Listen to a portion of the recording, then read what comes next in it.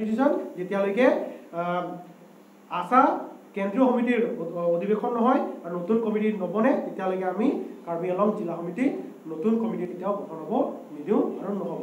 এয়া আমাৰ ফালৰ পৰা ধন্যবাদ।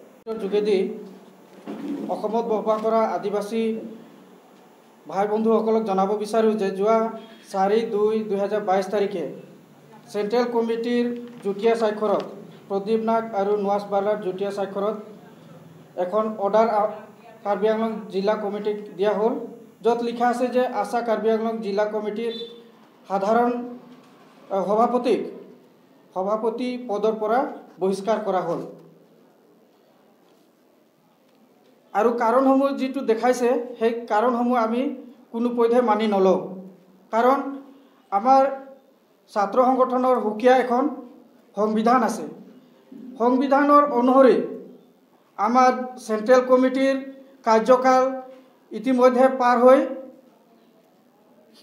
কনফাৰেন্সৰ দিন ধাৰ্য কৰা হৈছে অহা এপ্ৰিল 1, 2, 3 ওদালগুৰি জিলাৰ পানেৰীত হ'ব। আৰু সেই চেণ্ট্ৰেল কমিটি যেহেতু এতিয়া মৃত্যু অৱস্থাত হৈ আছে, কাৰ্যকাল উকলি গৈছে, গতিকে কনফাৰেন্স নোহোৱা পৰ্যন্ত যি অৰ্ডাৰ দিছে সেই অৰ্ডাৰটোক আমি চেণ্ট্ৰেল কমিটিৰ অৰ্ডাৰটোক আমি মানি নলওঁ। আৰু যি কাৰণসমূহ ইয়াত দেখাইছে সেই কাৰণসমূহ অসাংবিধানিক আৰু গ্ৰহণযোগ্য নহয়। গতিকে যি অৰ্ডাৰ দিছে সেই অৰ্ডাৰটো আমি মানি নলওঁ। আৰু সেই অৰ্ডাৰৰ ভিত্তিত আমাৰ ৰিজিনেল কমিটি আছে, কাৰ্বি আংলঙত আমাৰ 9টা ৰিজিনেল কমিটি আছে, আৰু এই 9টা ৰিজিনেল কমিটিৰ সদস্যসকলে যি কাৰণ দেখাইছে সেই কাৰণসমূহ মানি লোৱা নাই। সঁচাকৈ আজি বহুত দুখ লগা এটা বিষয়, আৰু আমি বহুত আশা কাৰ্বি আংলং জিলা সমিতি হৈ সঁচাকৈ দুখ প্ৰকাশ কৰিছোঁ। কাৰণ যি যোৱা 4/2/2022 তাৰিখে যি এটা নিৰ্দেশনা আমি পাইছোঁ, আৰু এই নিৰ্দেশনা সঁচাকৈ দুৰ্ভাগ্যজনক, আৰু আমি ইয়াক গৰিহণাতি জিলা সমিতিৰ তৰফৰ পৰা এই সিদ্ধান্তক আমি নাকচ কৰিছোঁ, আমি ৰিজেক্ট কৰিছোঁ। আৰু যেতিয়ালৈকে আৰু আমাৰ সিদ্ধান্ত আমি আকলাইছোঁ, যেতিয়ালৈকে চেণ্ট্ৰেল আশা কেন্দ্ৰীয় সমিতি এক নহয়, দুটা ফেকশ্যন যেতিয়ালৈকে এক নহয়, যেতিয়ালৈকে আমাৰ কনফাৰেন্স চেণ্ট্ৰেল কনফাৰেন্স হৈ যেতিয়া নতুন চেণ্ট্ৰেল কমিটি যেতিয়ালৈকে গঠন হয়, তেতিয়ালৈকে কাৰ্বি আংলঙত কোনো কমিটি গঠন কৰিব দিয়া নহ'ব। লগতে যিহেতু এপ্ৰিল 1, 2, 3 তাৰিখে অধিৱেশন হ'বলৈ আছে, আমি আজি আপোনালোকৰ মাজত আমি কথা দিছোঁ, যদি এপ্ৰিল 1, 2, 3 তাৰিখে কেন্দ্ৰীয় অধিৱেশন হয় আৰু নতুন কমিটি গঠন হয়, আমাৰ যি 27 এপ্ৰিল মাহৰ 27 তাৰিখে আমাৰ যিটো টাৰ্মছ শেষ হ'ব, আমি সেই 27 বা মে'ৰ প্ৰথম মাহতে আমি কনফাৰেন্স পাতিম আৰু নতুন আমি কাৰ্বি আংলং জিলা সমিতি আমি গঠন কৰিবৰ কাৰণে আজি আমি প্ৰতিশ্ৰুতি দিছোঁ। লগতে আমি আকৌ এটা কথা আমি ক্লিয়াৰ কৰিব বিচাৰিছোঁ, আমাৰ প্ৰদীপ নাথ দেৱক তেওঁক আমি আহ্বান কৰিছোঁ, তেওঁ যি অধিৱেশন হ'বলৈ আছে, যি এপ্ৰিল 1, 2 তাৰিখে অধিৱেশন আছে, তেওঁ তাত আহক, ইলেকশ্যন খেলক। যি আমাৰ কনষ্টিটিউশ্যনত যি নিয়ম আছে সেই নিয়মত আহক, ইলেকশ্যন পাতক, ইলেকশ্যন খেলক, নিৰ্বাচনত উঠক। আৰু যদি তেওঁ আকৌ সভাপতি হিচাপে নিৰ্বাচিত হয়, আমি তেওঁক গামোচা পিন্ধাই আমি আমাৰ কাৰ্বি আংলঙত আমি আদৰণি জনাম। কিন্তু অবৈধভাৱে নিজৰ যি পাৱাৰ মিছইউজ কৰি এটা কমিটিক এনেকৈ ডিজলভ কৰাটো কেতিয়াও আমি মানি ল'ব নোৱাৰোঁ। সেয়েহে আমাৰ সদৌ আমাৰ আদিবাসী ছাত্ৰ সন্থা কাৰ্বি আংলং জিলা সমিতিৰ যিমান আমাৰ জিলা বিষয়ববীয়াসকল আছে, আমাৰ আঞ্চলিক 9টা আঞ্চলিক আমাৰ আছে, 9টা আঞ্চলিকৰ গোটেইকেইটা আজি যিটো দূৰৰ কাৰণে আহিব পৰা নাই, কিন্তু বেছিভাগ আমি আহিছে, তেওঁবিলাকৰ হৈও তেওঁবিলাকে এটা মন্তব্য ইয়াত দাঙি ধৰিব বুলি মোৰ আমাৰ যি অৰ্ডাৰ আমাক পাছ কৰিছে। সেইকাৰণে আমি এই যি অৰ্ডাৰ, এই যি নিৰ্দেশনা চেণ্ট্ৰেল কমিটিৰ পৰা আছে, আমি তীব্ৰ ভাষাৰে আমি গৰিহণা দিছোঁ। আৰু আমি জিলা সমিতি হৈ আমি আশা কাৰ্বি আংলং জিলা সমিতি হৈ এই অৰ্ডাৰ আমি কেতিয়াও আমি মানি ল'ব নোৱাৰোঁ। আৰু আজি আমি এই আপোনালোকৰ জৰিয়তে এই সংবাদ মেলৰ জৰিয়তে আমি সকীয়াই দিব বিচাৰিছোঁ, যাতে এই যি লেতেৰা ৰাজনীতিক যি এই পবিত্ৰ সংগঠনক দুভাগ কৰা যি খেল আছে, এই খেল কেতিয়াও খেলিব নালাগে। আৰু চবতকৈ মন কৰিব কথা এয়ে হৈছে যে তেওঁৱে গুৱাহাটীত থাকি গুৱাহাটীত বহি নিজস্বভাৱে এটা এডক কমিটি তেওঁ ইয়াত গঠন কৰি দিছে যাতে কনফাৰেন্স পাতিব লাগে আৰু নতুন কমিটি বনাব লাগে। এয়া একেবাৰে আনকনষ্টিটিউচনেল আৰু এইটো কোনো পৰ্যায়ত হ'বই নোৱাৰে। এটা চেণ্ট্ৰেল কমিটি গুৱাহাটীত বহি ডিষ্ট্ৰিক্টত নহাকে একো মিটিং নকৰাকে কেনেকৈ তেওঁলোকে তাত বহি এটা এডক কমিটি বনাব পাৰিব যেতিয়া অলৰেডি এটা এক্টিভ কমিটি ইয়াত অলৰেডি আছে। আৰু অ'কে আমি এবাৰ কাৰণে ভাবি লৈছোঁ, এবাৰ কাৰণে ছাপ'জ কৰি লৈছোঁ যে আমাৰ বৰ্তমানৰ যি সভাপতি তেওঁ বহিষ্কাৰ কৰিছে আৰু যদি সেইটো হয়, যদি তেখেতক এক্সপেল কৰা হৈছে তেতিয়াহ'লে power should go to the vice president. কেনেকৈ ডাইৰেক্ট এটা কমিটি ডিজলভ হ'ব? আৰু এই যি নিৰ্দেশনা, এই নিৰ্দেশনাত মাত্ৰ প্ৰেচিডেণ্টক বহিষ্কাৰ কৰাৰ কথা লিখা হৈছে। তো যদি আমাৰ প্ৰেচিডেণ্টক এক্সপেল কৰা হৈছে জিলা প্ৰেচিডেণ্টক, তেতিয়াহ'লে the power should go to the vice president. আৰু ভাইচ প্ৰেচিডেণ্টৰ নিৰ্দেশনাত গোটেইখিনি কাম হ'ব লাগিছিলে। কেনেকৈ ডাইৰেক্ট কমিটি ডিজলভ হৈ গ'ল, ডিজলভ কৰি পেলাই এটা নতুন তাতে গুৱাহাটীত বহি এটা এডক কমিটি গঠন হৈ গ'ল, য'ত আৰু যাৰ বিষয়ে আমি একোৱে নাজানো।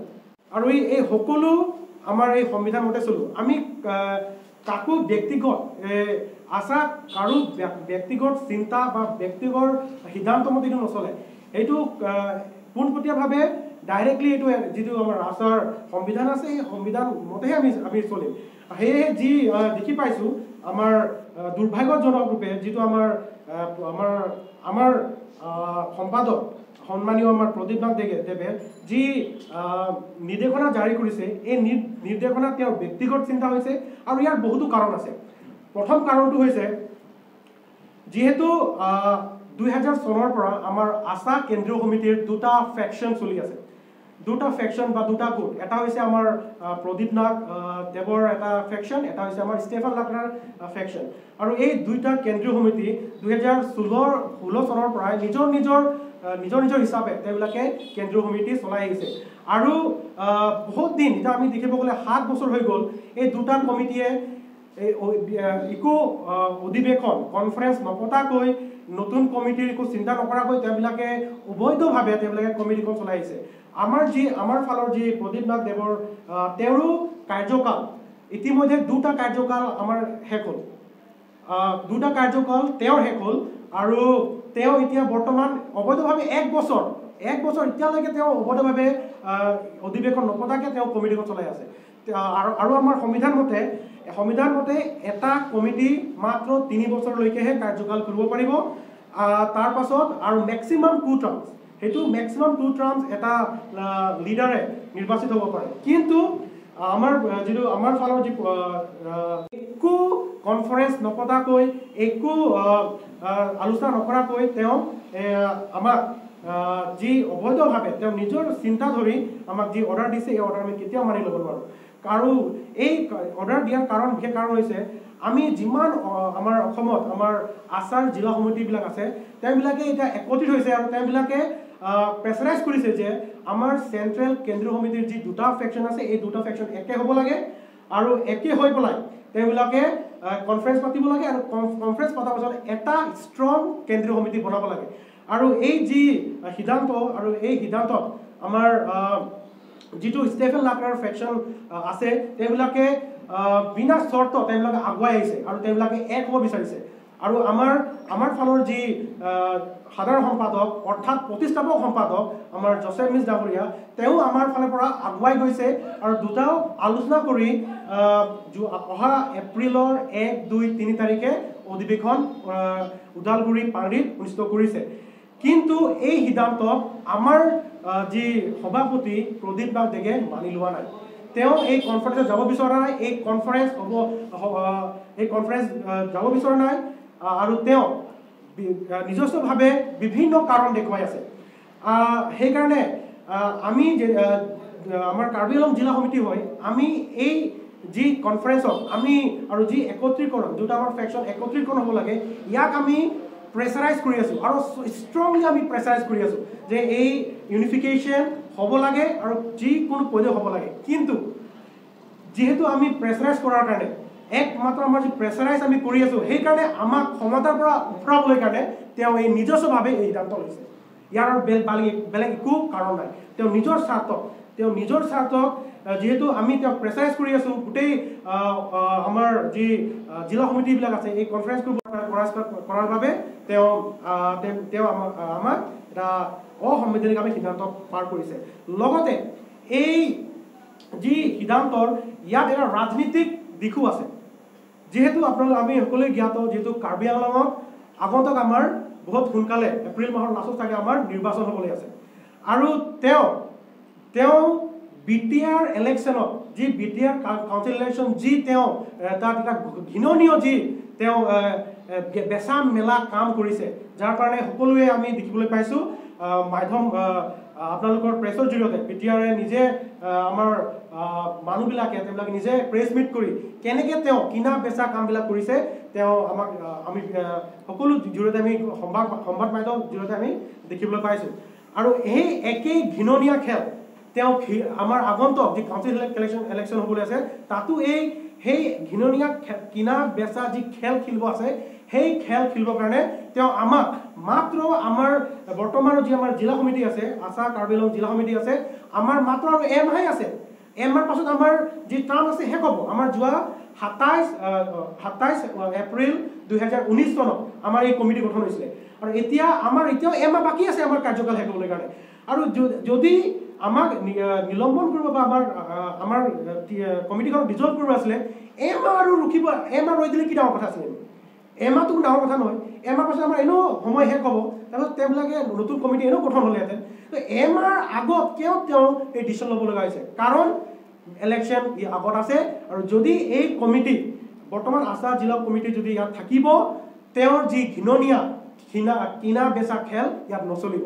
সেইকাৰণে এই ইলেকশ্যনৰ আমাৰ যি ইলেকশ্যন আহিব আছে আৰু আমাৰ যি সময়কাল এমাহ থাকোঁতেই আমাক আগতীয়া হিচাপে তেওঁ আমাক এটা ইছ্যু ডেট দিছে। এইটো ডেট আপোনাৰ 4/2/2022 তাৰিখ দিয়া হৈছে।